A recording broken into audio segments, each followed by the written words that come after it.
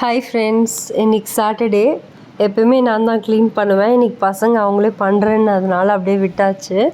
தேஷ்வா அவனோட விளையாட்டு சாமான்லாம் அவனே எடுத்து வச்சுக்கிறான் பாருங்கள்.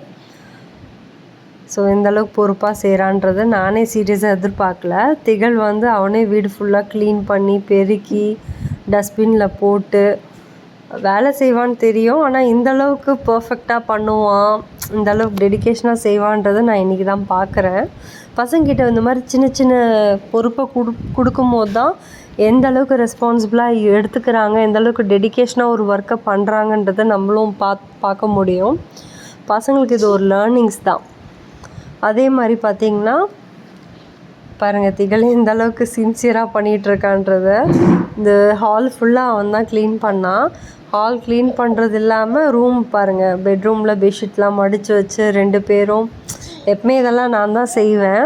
இன்றைக்கி நானே செய்கிறேம்மா ப்ளீஸ்ன்னு சொல்லி ரொம்ப ரிக்வஸ்ட்டாக கேட்டதுனால அப்படியே விட்டாச்சு. சரி, எந்த அளவுக்கு செய்கிறாங்கன்றதை பார்க்கலாம் அப்படின்னு சொல்லிட்டு. ஸோ ஹால் ஃபுல்லாக நல்லா ஹால் பண்ணுறது இல்லாமல் பெட்ரூமும் பாருங்கள், பெட்ஷீட்லாம் ஃபுல்லாக மடித்து வச்சு எனக்கு சர்ப்ரைஸாக காமிக்கிறாராம்மா. அவர் முகத்தில் ஒரு சந்தோஷத்தை வேற பாருங்கள், அதுக்கு ஈடுனையே இல்லை. முடித்ததுக்கப்புறம் சும்மா இருடா போதுனாலும் கேட்கல. டிவி ஸ்டாண்ட் ஃபுல்லாக அவரே தொடச்சி க்ளீன் பண்ணி எனக்கு சர்ப்ரைஸ் மேலே சர்ப்ரைஸாக கொடுத்துட்ருக்காங்க. இன்றைக்கி என்னென்னு தெரியல. சரி, நான் திருப்பி ஒரு சர்ப்ரைஸ் கொடுக்கலான்னு பார்க்குக்கெலாம் கூட்டிகிட்டு போனேன். பசங்க நல்லா என்ஜாய் பண்ணி விளையாடினாங்க. இந்த மாதிரி வீட்டுக்குள்ளேயே வச்சுக்காமல் வெளியில் இந்த மாதிரி கூட்டிகிட்டு போகும்போது தான் பசங்களுக்கு அந்த ஒரு ஃப்ரீனஸும் ப்ளஸ் அந்த ஒரு தனியாக இருக்கிற மாதிரி அந்த ஃபீலிங் இருக்காது.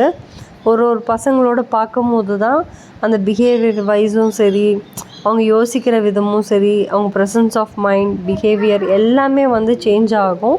ஸோ நம்ம பசங்களை வீட்டுக்குள்ளேயே பூட்டி வைக்காமல் இந்த மாதிரி 4 பசங்களோட விளையாட விடணும்.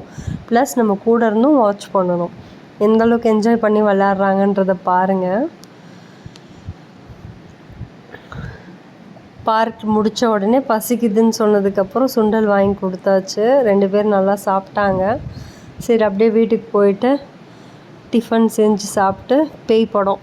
சாட்டர்டே சண்டே எனக்கு லீவுன்றதுனால எப்போயுமே பசங்களோட லைட்லாம் ஆஃப் பண்ணிட்டு கொஞ்சம் டெரராக நாங்கள் பார்ப்போம், பயம் இல்லாமல். அது த்ரில்லிங்காக இருக்கும். தேங்க்யூ.